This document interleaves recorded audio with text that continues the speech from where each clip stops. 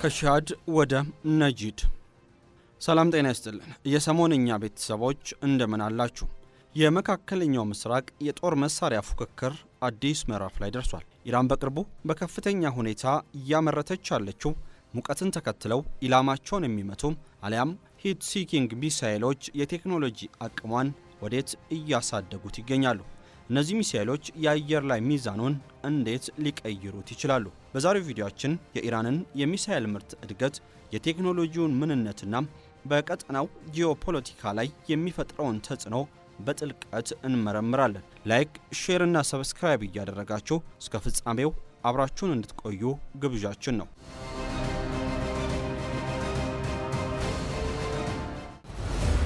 አይገርምም?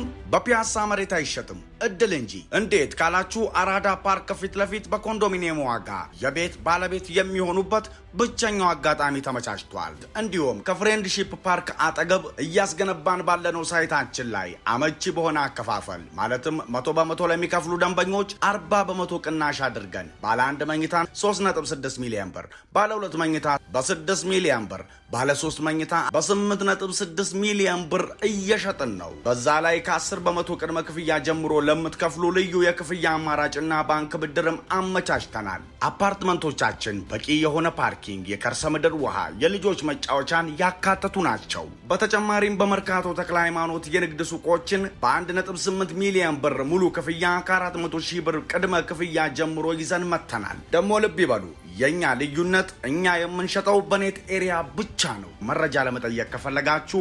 በ0919422374 ወይም 0980750606 ላይ ይደውሉልን። ከሻሂድ ድሮን የባሰው የኢራን መሳሪያ። ላለፉት 2 ዓመታት ከ2 ወር ዓለም በአጠቃላይ በኢራኑ ሻሂድ 136 ተወርዋሪ ድሮን ቀልብ ተስቦ ቆይቷል።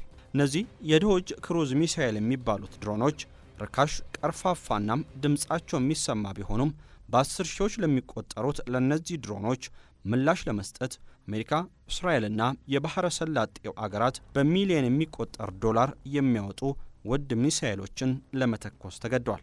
ነገር ግን እንደ አውሮፓ አቆጣጠር በ2026 አሜሪካ መራሹ ኃይል በኢራን ላይ በከፈተው ኦፕሬሽን ኤፒክ ፊሪ የተባለው ከፍተኛ ወታደራዊ ዘመቻ ላይ በፔንታጎን ውስጥ አንድ የሚያስደነግጥ እውነት ፍንትው ብሎ ወጥቷል። የሻሂድ ድሮኖች ገና የመክፈቻ ትርኢት አቅራቢዎች እንጂ ዋና ተዋናያን አልነበሩም። አሁን ላይ የአሜሪካን አብራሪዎች እያሸበረ ያለውና በቢሊዮን የሚቆጠሩ ዘመናዊ የጦር ጄቶችን እየመታ እየጣለ ያለው መሳሪያ ድሮን አይደለም። ከድሮን ይልቅ ቀለል ያለ ዕድሜ ጠገብ የሆነና እጅግ አደገኛ የሆነ ሌላ ጠላት ነው። እሱም የኢራን የሙቀት አነፍናፊ ሚሳኤሎች ናቸው። በተለይም ከትከሻ ላይ የሚተኮሱና ዘመናዊ መልክ የያዙ በኢንፍራርድ የሚመሩ ሚሳኤሎች። እነዚህ ሚሳኤሎች በራዳር ላይ ጩኸት የማያሰሙ ዝምተኛ አዳኞች ናቸው። እንደ ሌሎች መሳሪያዎች ብልህ መሆን አይጠበቅባቸውም። እነሱ የሚያደርጉት በሰማይ ላይ የሚንቀሳቀሰውን እሳት አሊያም የጄት ሞተር ሙቀቱን መከተል ብቻ ነው። ይህም በአሁኑ ሰዓት የዓለማችንን እጅግ ዘመናዊ የአየር ኃይል የዚህን 10 ዓመት አስደንጋጭ ምት እየጋተው ይገኛል።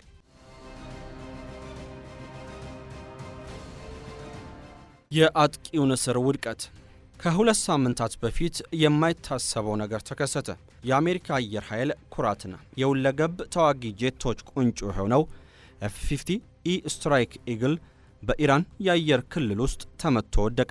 ፓይለቱና የመሳሪያ ቁጥጥር መኮንኑ በከፍተኛ ጥንቃቄ በተሞላበት የነፍስ አድን ኦፕሬሽን ቢተርፉም የጄቱ መመታት ግን በፔንታጎን መስሪያ ቤት ውስጥ ትልቅ ድንጋጤን ፈጥሯል። ይህ አጋጣሚ እንዲሁ በድል የተገኘ ስኬት አልነበረም። ከሳምንታት በፊት በመጋቢት ወር አጋማሽ ላይ የአሜሪካ የረቀቀ የቴክኖሎጂ ውጤትና የስውር አሊያም ስቲልዝ ጄቶች ቁንጮ የሆነው F-35 ለጥቂት ከጥፋት ተርፎ ነበር። አንድ የሙቀት ተከታታይ ሂት ሲኪንግ ሚሳኤል በጄቱ አቅራቢያ በመፈንዳቱ በጄቱ አካል ላይ ከፍተኛ ጉዳት አድርሶ በአስቸኳይ ለማረፍ ተገዶም ነበር። ለመሆኑ በከባድ ማዕቀቦች የምትማቅቀው ኢራን በዓለማችን ላይ እጅግ ዘመናዊ የተባሉትን እነዚህን የጦር አውሮፕላኖች እንዴት እንዲህ ልታንቀጠቅጥ ቻለች? ለዚህ መልሱ በኢራን ገዳይ የአየር መከላከያ ውስጥ ይገኛል። በተለይም ደግሞ ድምፁን አጥፍቶ የበላይነትን እየተቀዳጀ የመጣው የሙቀት ተከታታይ ኢንፍራርድ ሚሳኤል ሚስጥራዊ አቅሙ ነው። የኢራን 3 ድርብ አጥቂዎች።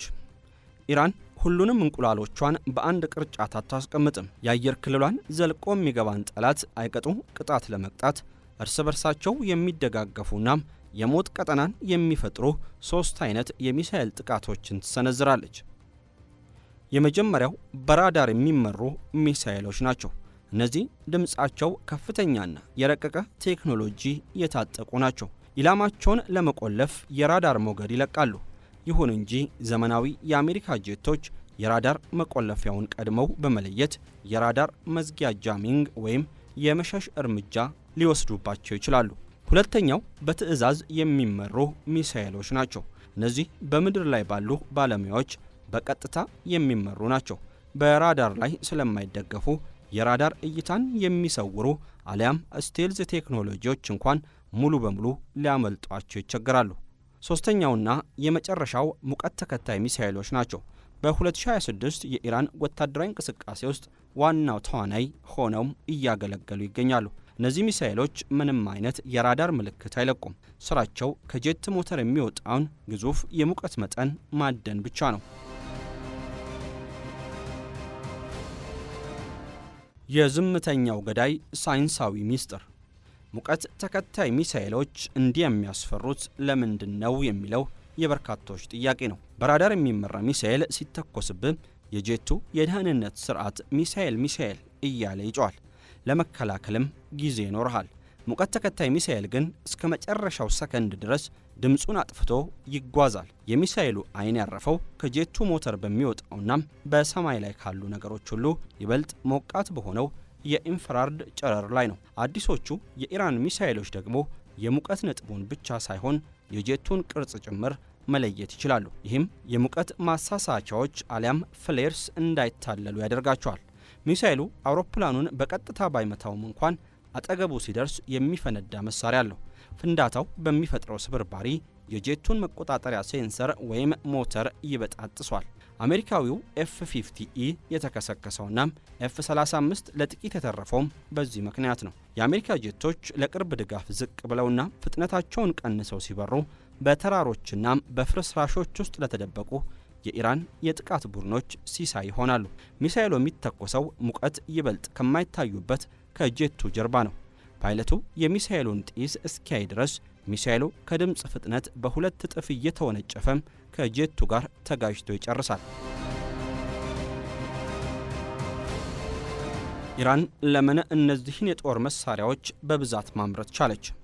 ኢራን ለበርካታ አስርተ ዓመታት ማዕቀብ ቢጣልባትም የነባር ቴክኖሎጂዎቿን ሚስጥር በመፍታት ረገድ ጥበበኛ ሆናለች። ቴህራን እንደ አሜሪካ እጅግ ዘመናዊና ረቂቅ የሆኑ ማይክሮቺፖች ከማሳደድ ፋንታም ትኩረታን ያደረገችው አስተማማኝ የሆኑትን የቀዝቃዛው ጦርነት ዘመን የሶቪየትናም የሩሲያ ዲዛይኖች እንደ ኤግላ ያሉ ተንቀሳቃሽ የአየር መከላከያዎችን መልሶ በማላመድና በማሻሻል ላይ ነው። እነዚህ መሳሪያዎች በቀላሉ የሚገጣጠሙ ጠንካራናም እጅግ የረቀቁ የኤሌክትሮኒክስ ግብዓቶችን የማይጠይቁ ናቸው። ኢራን እነዚህን መሳሪያዎች በሀገር በቀል ኢንዱስትሪዎቿ አማካኝነት በመሬት ውስጥ ፋብሪካዎች ታመርታለች። በውጤቱም በሺዎች የሚቆጠሩ ረካሽ ሚሳኤሎችን በማምረት ለመደበኛ ጦሯም ሆነ ለታጣቂ ቡድኖች በስፋት ማከፋፈል ትችላለች። ይህ ደግሞ ሳቹሬሽን አታክ አሊያም በብዛት በማጥለቅለቅ የማጥቃት ዘዴ የሚባል አስፈሪ ሁኔታን ይፈጥራል። በአንድ ውድ የጦር ጄት ላይ 20 ወይም 30 ሙቀት ተከታይ ሚሳኤሎችን በአንድ ጊዜ መተኮስ በዚህ ጊዜ የቱንም ያህል የተዋጣለት ፓይለት ቢሆን ወይም ጄቱ የላቀ የመከላከያ ዘዴ ቢኖረው እንኳን በብዛቱ ሊሸፈን ይችላል። በሚሊዮን ዶላር የሚቆጠርን ተልዕኮ ለማክሸፍ አንዲት እድለኛ ወይም ኢላማዋን የጠበቀች ሚሳኤል ብቻ በቂ ናት። የአየር ላይ ውጊያም አዲሱ ገጽታ።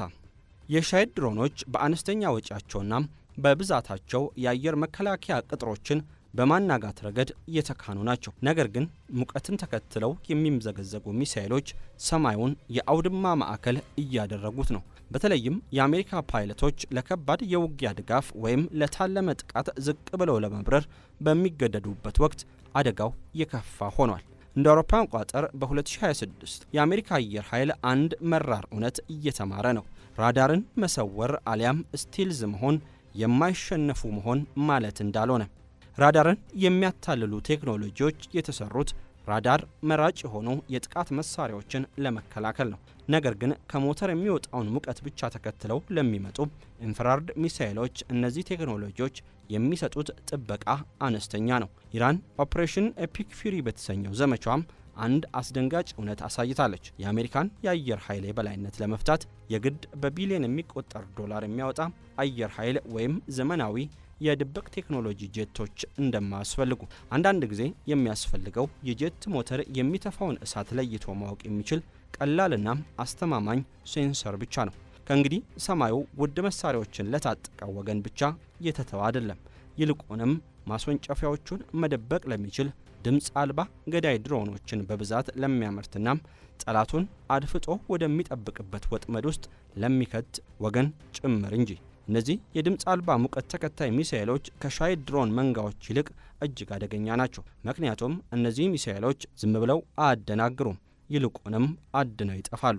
በአሁኑ ወቅት ይህ ሁኔታም አሜሪካ በአየር ላይ ስለምታደርገው ውጊያ በድጋሚ እንድታስብ እያስገደዳትም ይገኛል።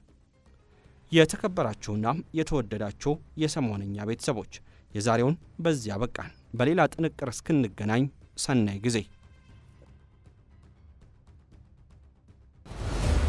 አይገርምም? በፒያሳ መሬት አይሸጥም እድል እንጂ። እንዴት ካላችሁ አራዳ ፓርክ ፊት ለፊት በኮንዶሚኒየም ዋጋ የቤት ባለቤት የሚሆኑበት ብቸኛው አጋጣሚ ተመቻችቷል። እንዲሁም ከፍሬንድሺፕ ፓርክ አጠገብ እያስገነባን ባለነው ሳይታችን ላይ አመቺ በሆነ አከፋፈል ማለትም 100% ለሚከፍሉ ደንበኞች 40% ቅናሽ አድርገን ባለ 1 መኝታ 3.6 ሚሊዮን ብር፣ ባለ 2 መኝታ በ6 ሚሊዮን ብር፣ ባለ 3 መኝታ በ8.6 ሚሊዮን ብር እየሸጥን ነው። በዛ ላይ ከ10% ቅድመ ክፍያ ጀምሮ ለምትከፍሉ ልዩ የክፍያ አማራጭና ባንክ ብድርም አመቻችተናል። አፓርትመንቶቻችን በቂ የሆነ ፓርኪንግ፣ የከርሰ ምድር ውሃ፣ የልጆች መጫወቻን ያካተቱ ናቸው። በተጨማሪም በመርካቶ ተክለ ሃይማኖት የንግድ ሱቆችን በ1.8 ሚሊዮን ብር ሙሉ ክፍያ ከ400 ሺህ ብር ቅድመ ክፍያ ጀምሮ ይዘን መተናል። ደግሞ ልብ ይበሉ፣ የኛ ልዩነት እኛ የምንሸጠው በኔት ኤሪያ ብቻ ነው። መረጃ ለመጠየቅ ከፈለጋችሁ በ0919422374 ወይም 0980750606 ላይ ይደውሉልን።